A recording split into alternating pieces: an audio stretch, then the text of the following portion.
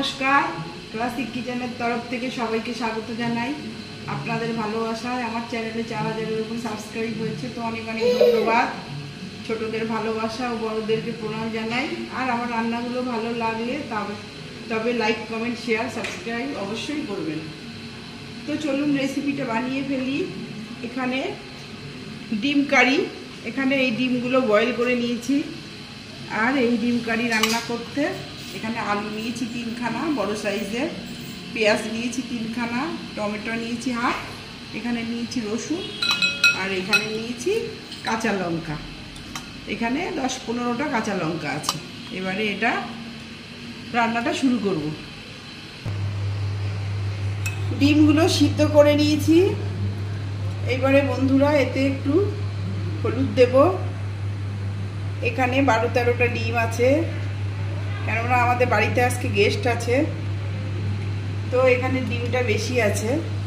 আর এই যে স্বাদ মতো লবণ দিলাম। এবার ডিমটা ভেজে নেব।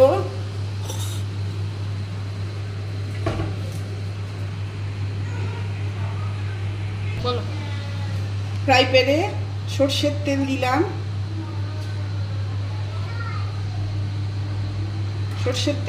ফ্রাই প্যানে। এবারে ডিমগুলো নুন হলুদটা মাখিয়ে একটু কাশ্মীরি লঙ্কার গুঁড়ো দিলাম।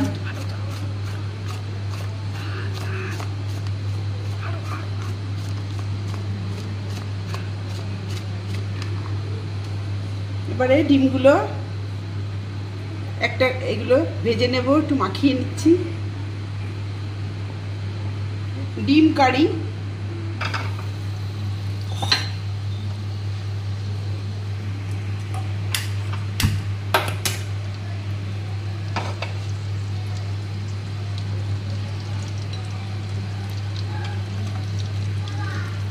ডিম কারি বসিয়ে দিলাম। প্রথমে ডিমগুলো ভেজে নিতে হবে।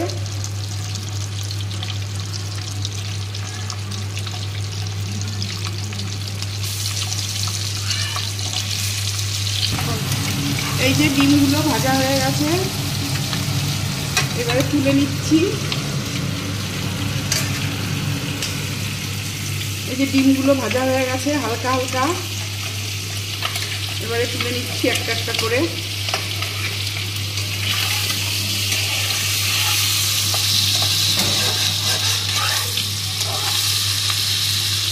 এবারে হালকা আর একটু ভাজা হবে,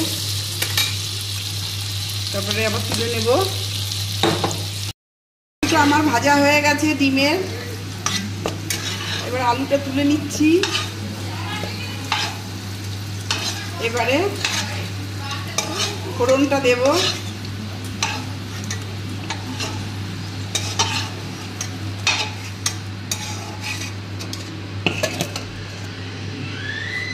এবারে কড়াইতে সর্ষের তেল দিলাম।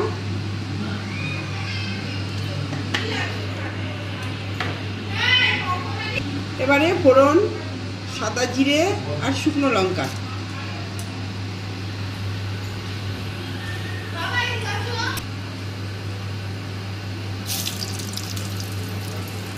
এবারে দারচিনি আর লবঙ্গ দিয়ে দিলাম, আর পেঁয়াজ কুচিটা দিয়ে দিলাম।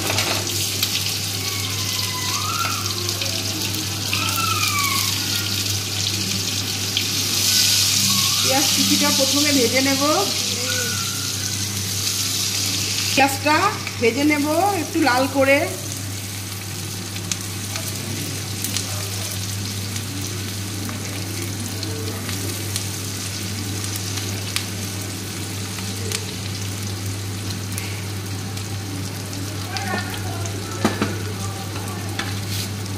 দুটো তেজপাতা দিয়ে দিলাম।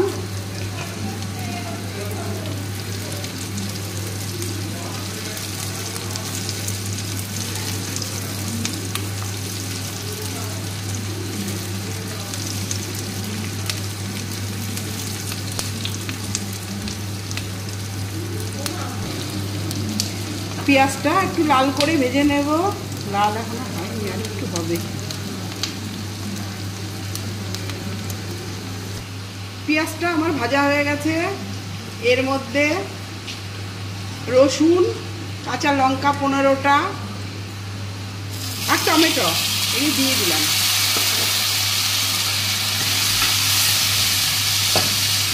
একটু জল দিয়ে দেবো। আর এখানে কটা কাজু বাদাম মিক্সার গ্রাইন্ডে পেস্ট করে নেব। জিরে বাটা 1 চামচ, আদা বাটা 1/2 চামচ, লবণ স্বাদ মতো 1 চামচ, হলুদ 1 চামচ, 1.5 চামচ। এবারে মশলাটা কষিয়ে নেব। ডিমের কারি এইভাবে বন্ধুরা একবার হলেও বাড়িতে খেয়ে দেখবেন, খুবই সুন্দর লাগে।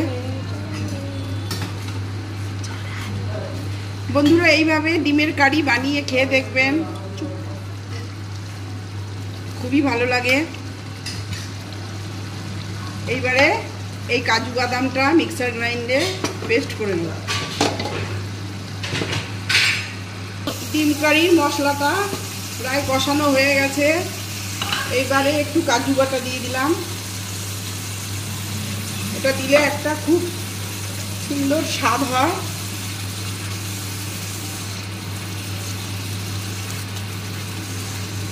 একটা নতুন টিপস, এই ডিমে এটা দেবেন। এটা দিয়ে রান্না করলে খুবই একটা সুন্দর স্বাদ হয়। এবারে ভাজা আলুগুলো দিয়ে দেব।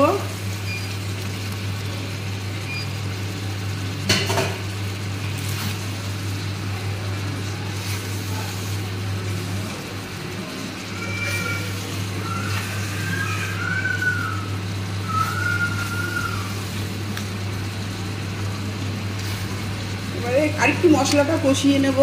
তেলটা একটু বেরিয়ে গেলেই নামিয়ে দেব। জল দিয়ে দেব।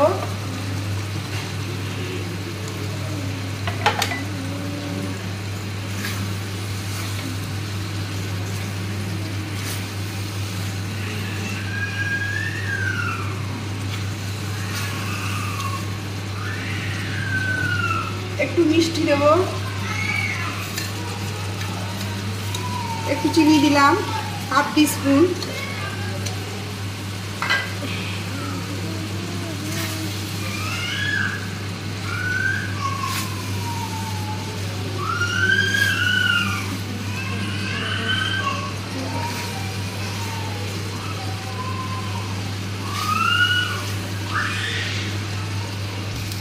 লাস্টে দইটা দিলাম 1 চামচ। এবারে জলটা দিয়ে দেবো। হয়ে গেছে কষানো, তেল বেরিয়ে গেছে।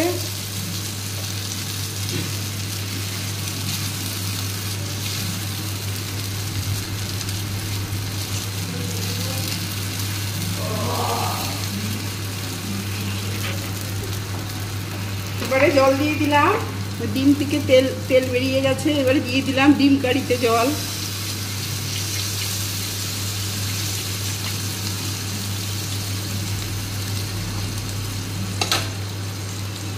আর এই মিক্সার গ্রাইন্ডারটা ধুয়ে দিয়ে দিলাম বাদামের জল।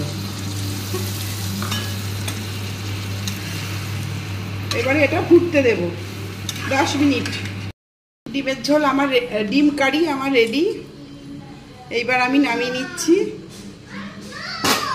বন্ধুরা আমার এই এগ কারি রান্না রেডি।